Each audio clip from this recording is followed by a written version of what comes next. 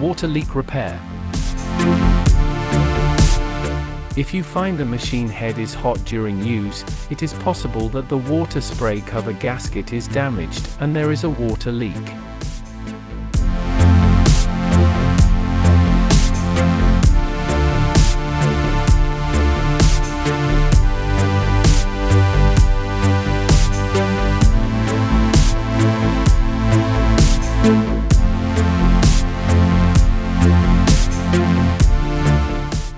During testing, the machine head needs to be pressed by hand.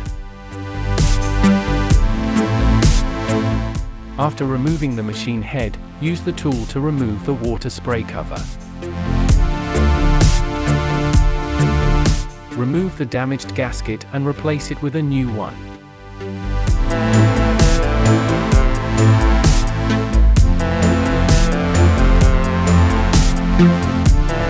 Check for water leakage from the water spray cover.